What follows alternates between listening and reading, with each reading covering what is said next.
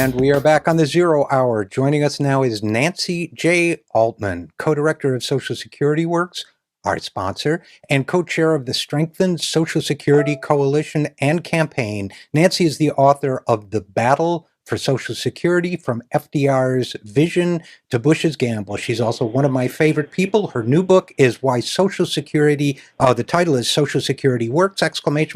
Why Social Security Isn't Going Broke and How Expanding It Will Help Us All. She has a 35-year background in the areas of Social Security and private pensions, apparently with no time off for good behavior. Nancy, thank you for joining us. Thank you so much for having me. Well, it's always a pleasure talking with you. I'm sorry we don't get to talk more often, and I do want to talk about the new book. But before we even go there, obviously, this is the post-election broadcast, the post-election postmortem, and everybody's got their own reactions, from alienation to depression to who knows, I guess glee if you're a Republican. But why don't we just, if you don't mind, why don't we just start there? What are your thoughts on this election and what we do about the causes we support, like Social Security, going forward? Well, I share all the emotions you've just described, but I have another one, which is a kind of feeling of opportunity and optimism. And let me explain why that is. When I look at the election results, obviously it was a terrible day for Democratic candidates, but it was actually a pretty good day for Democratic policies. The minimum wage was raised in 4 very red states. I should pull them out in front of me, but I know Arkansas, Nebraska, South Dakota, and one other, I think Alaska was the other one. It was on the ballot, not binding in Illinois, and it passed quite well. Marijuana is becoming more legalized, certainly medical marijuana, every time there's a ballot. There were some pro-choice initiatives, some family leave initiatives that all passed. The American people are much more progressive than the pundits would describe, the mainstream elites describe them. And the problem is that the mainstream Democrats are much too much Republican light. And I think there's really an opportunity here on my issue of Social Security, and the one I know you care a lot about too, and share and write about.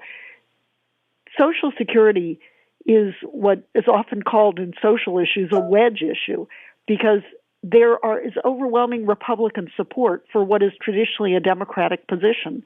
And in this case, the right way to distinguish yourself on Social Security is to come out strongly to expand it.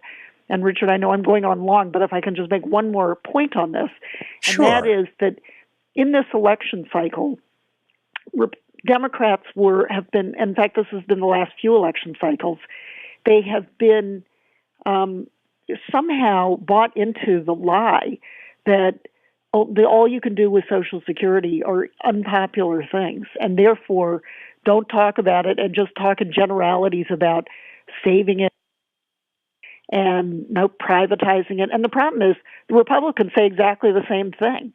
They want to save it too. So the problem is that voters are not clear where, and it neutralizes the issue. In an election year where a disproportionate number of the voters were seniors and those approaching retirement age, expanding Social Security should have been the front and centerpiece position of the Democratic Party.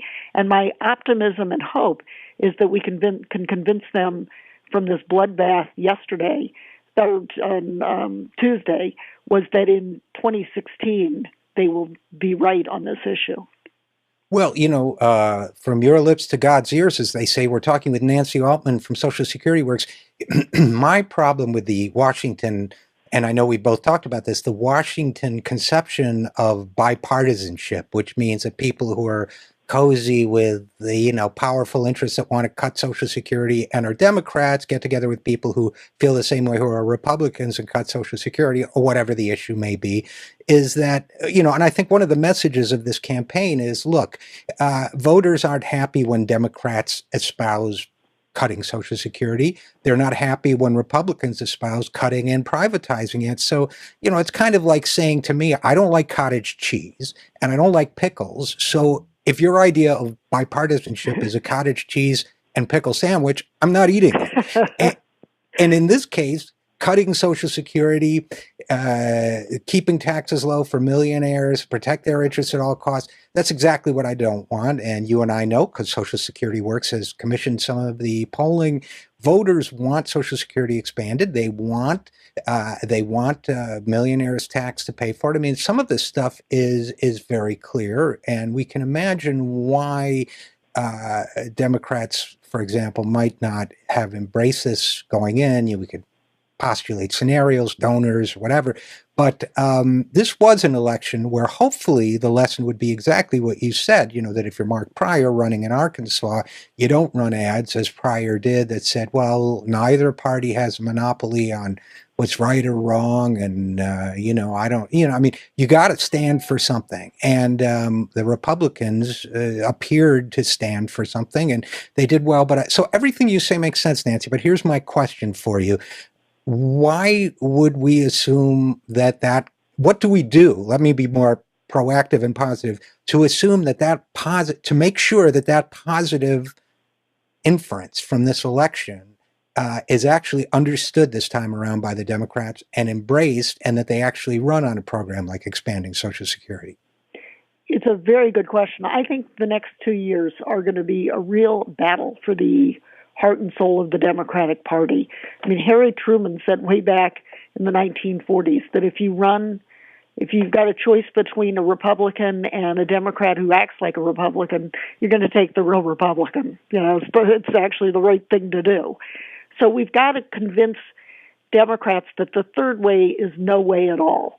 It is the way to lose. It's the way to get nice editorials written about you in the Washington Post for your extremely short political career.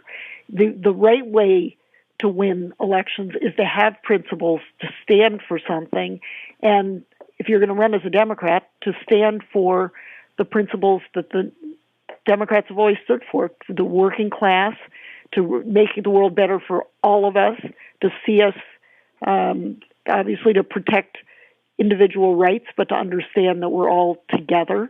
And those are the very values that underlie Social Security. It's this idea that some traditional values, like the harder you work, the more you get, but some progressive values, like we're all in it together, and we are better off if we pool our risks and pool our benefits. And that is the kind of getting back to their roots that I'm not really answering your question. I think what we've got to do is continue to push this message. We have to educate the American people that what they've heard about Social Security not being there in the future is a lot of lies to undermine their confidence, and we have to educate and we have to have the American people educate their elected officials that this is a program that works, that it is good for all of us, and that we demand that they expand our benefits. Okay, Nancy, we're talking with Nancy Altman, Social Security Works co-director, and I agree with everything you said, Nancy. And I guess I would put it. I won't ask you to sign on to this because this would. But I guess to a certain extent, when we deal with politicians, we're dealing.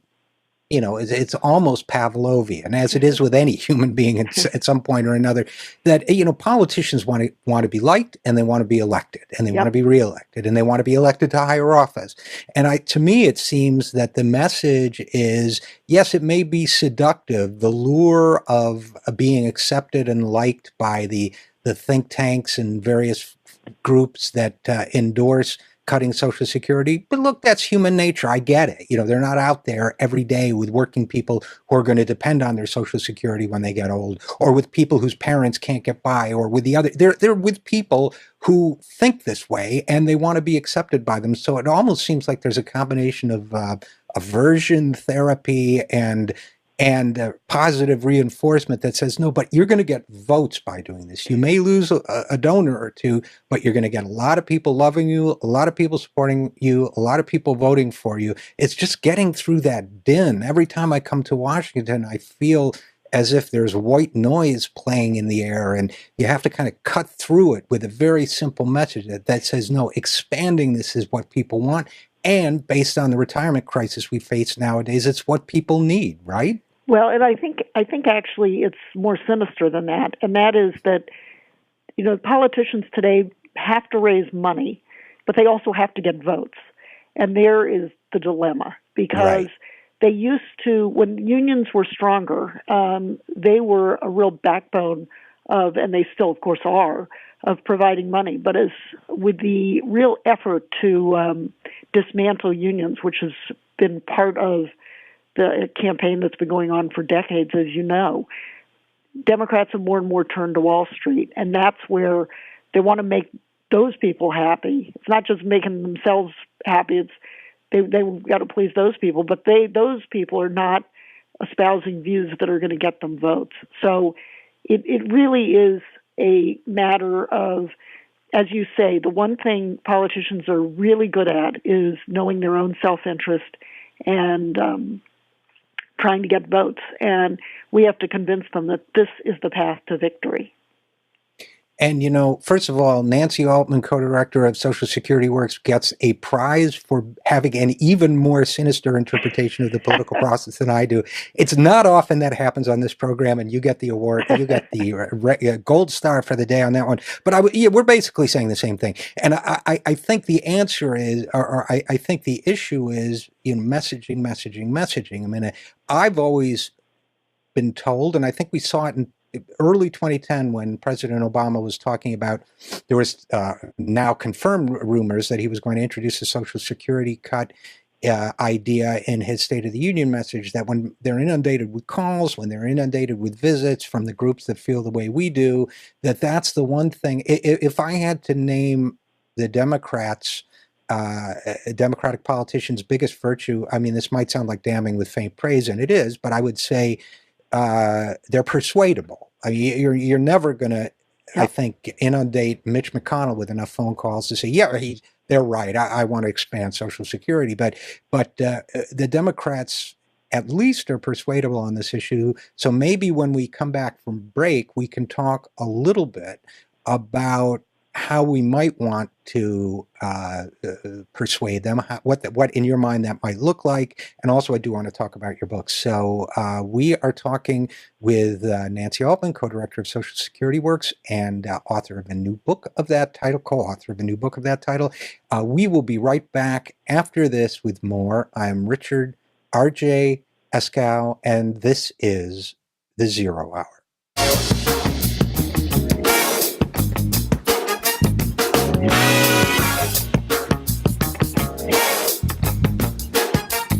And we are back on The Zero Hour. I'm Richard RJ Eskow, and we are talking with Nancy J. Altman, co-director of Social Security Works, co-author of the book of that title, and a good friend of the program, as well as a sponsor thereof. So, Nancy, so we were talking before we went to the break about the next 2 years and how, look, if you could really read the tea leaves, voters want politicians who stand for something, and especially politicians who stand for the same things they believe in. We've had Celinda Lake on the program a couple times. She has explained that Celinda is the pollster and strategic consultant for Democrats and for progressive organizations, and she has explained that Social Security is, what they call a valence issue. It's a core value. It's something that changes the way people vote.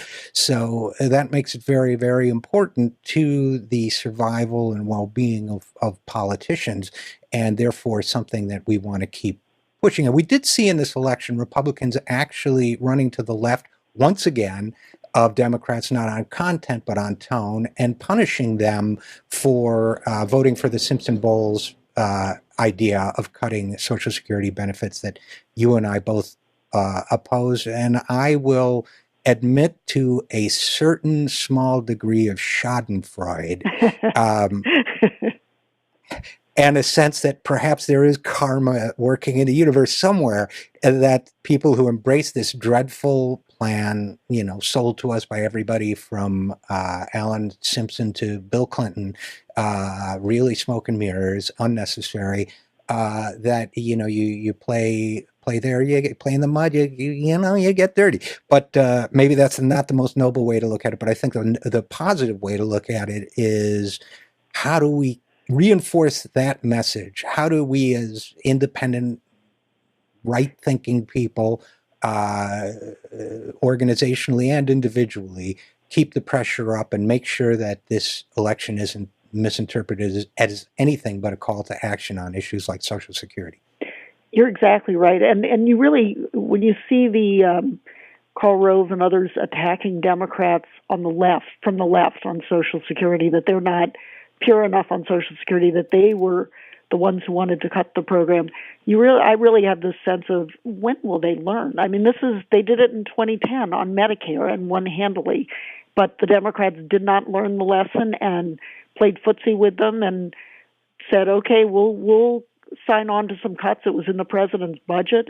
And somehow then they're all, it's the little Casablanca. I'm shocked, that an election, where you're running negative ads, that they accuse me of this. You really wonder how professional politicians don't see that if you start temporizing and shading your views or not having views and playing around, you're going to get burned. And that's just what happened. What we've somehow got to convince them, and fortunately we're getting more and more allies, Elizabeth Warren and Bernie Sanders and Sherrod Brown, and we've unfortunately lost Tom Harkin, but a number of progressives in the House who are foursquare with us on no cuts to Social Security. We should be expanding it. And I think what we have to somehow help educate the members who are tempted by the so-called being responsible adults in the room. I don't know when that got anyone any votes, but this idea that, we'll take the hard position and somehow people will thank us for it. Let's hope they learn. And the thing that is, let me just make one more point. I know I'm rambling a bit, but the thing that is so great about Social Security, and that so many politicians don't seem to understand, is that the best politics and the best policy go hand in hand. It is the right policy to expand Social Security. We are facing a looming retirement income crisis. Social Security is the solution to it. And it is also wildly popular, and progressive Democrats who propose it can get Republicans to vote for them. So it's good politics, good policy, and yet somehow they've been mesmerized by the third way and Fix the Debt and Pete Peterson and this whole line of people who claim to be above the fray, but of course have their own clear ideological position. Right. There are about 6 people and about 45 organizations all trying to do the same thing and all funded by the same guy.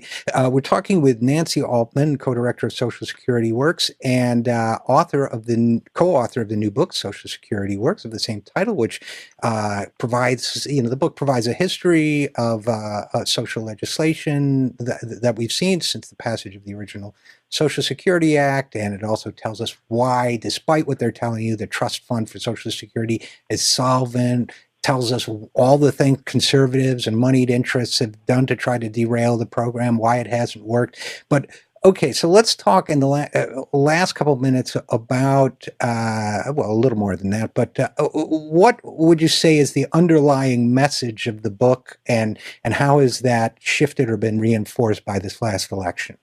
The book is really, it does a lot of things, but the underlying message is that Social Security works, as its title says, and it is a solution. It's a solution to, as I say, our looming retirement income crisis. It's a solution to the millions and millions of seniors who are barely getting by today. It is a solution to the squeeze on middle-class families and the price that caregivers, the stress that caregivers go under, and the financial price they pay for doing the right thing. And it is also a solution to our unparalleled upward redistribution of wealth. It's going to perilous levels. It is we're back to the Gilded Age and the Roaring '20s when we had tremendous wealth and asset inequality. Social Security came along and evened that out, and we need to do it again by expanding it.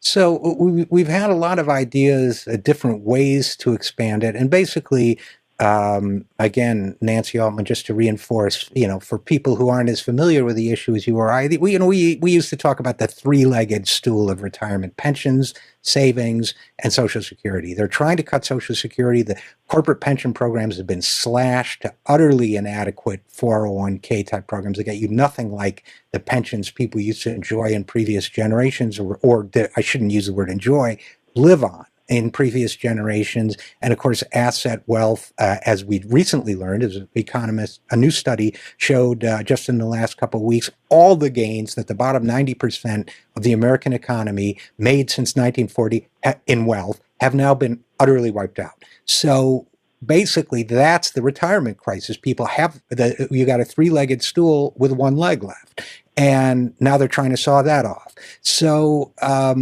how, if we expand Social Security, studies show people are willing to pay more in taxes for it. They want millionaires to certainly pay more in taxes for it.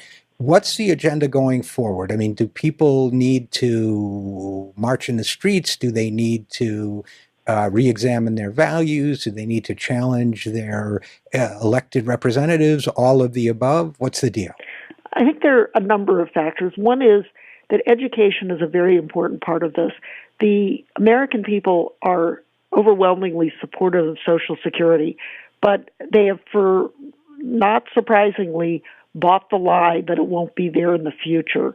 That is something that we talk about this billionaire-funded 3-decade-long campaign hasn't been successful at cutting Social Security, but it sure has been successful at undermining people's confidence in the future of the program. So part of it is for people, and there's, the book is one way to educate people. Your show is one way to educate people. There are lots of information on the website, on websites to educate people. So part of it is to restore confidence and recognize that this is a program that works, that we're the wealthiest country in the world. We are wealthier now than we were in 1935. We're much wealthier than we were in 1956 when disability insurance was added. We're wealthier than we were in 1965 when Medicare was added. And our benefits by international standards are low. There is no question we can afford to expand Social Security. So one part is to understand that this is a matter of politics in the sense of how do we as a nation decide we want to set up our structures. It's not a matter of math or demographics. It is certainly doable. So that's the first point.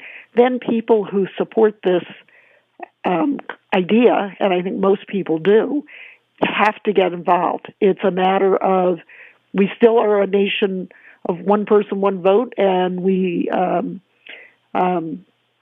and politicians will respond. And it's a question of challenging people on town hall meetings, writing op-eds, talking to friends, sending letters, going to our website, socialsecurityworks.org, listening to your show, getting involved, and making it known that this is an issue that you care about and you want your elected official to listen. They work, and remind them that they work for us. We don't work for them. Okay. Nancy Altman, co-director of Social Security Works. One last issue that I just want to reinforce and briefly get your thoughts on. The other element, I would say, and I know we've talked about this before, but one of the reasons why I do this show, I think one of the reasons why you support this show is that Social Security, and I'm going to say this, but I'll give you the closing word. Social Security is an issue, a very important issue, but it exists within a matrix of values and beliefs about our society and how we collaborate with one another, the role that individual responsibility plays, the role that social responsibility plays, and government plays. And I think that I guess I would only add to your very well expressed overview there and ask for closing thoughts on the idea that we also need to reinforce the message that we are a society and not just an aggregation of individuals red in tooth and claw, as the poet said. So, last thoughts on that? Yes, Social Security embodies the best of American values and the best of religious values. Franklin Roosevelt, I think, said it best when he said these are not new and strange values, these are a return to values. I think Democrats could also learn to express the values they believe in more, and it is this idea that we support individual work, we understand the importance of the private sector, but we also understand that we are all connected and that we are all parts of families, and we want to not just help ourselves, but help our children, help our parents, and we are all in it together. We are stronger. You know, Lincoln, the united we stand, divided we fall. It is all those kinds of values that we must continue to talk about, because the American people are not polarized on those values. We all believe in them. A house divided against itself cannot stand, which in the case of Social Security is true of the generations as well as the nation as a whole. So very well said. I have nothing to add to that except that we will continue the fight. We will continue to be speaking with Nancy and other people on the front line here. Nancy Altman is an attorney. She is the author of The Battle for Social Security. Her new book, which she co-authored with Eric Kingston, is Social Security Works, and she is co-director of the organization of the same name. Nancy, as always, thanks so much for joining us. Thank you for having me, and thank you for all that you do. And you as well. All right, so we'll be right back after this with more from the Zero Hour about the results of this election, about the challenges we face as a society, and most of all, how to stay positive and energized and willing to fight for the things we believe in, because the loss of this battle indicates the ability to win and prevail in a larger war. I'm Richard, a peaceful war. I'm Richard RJ Eskow, and this is the Zero Hour.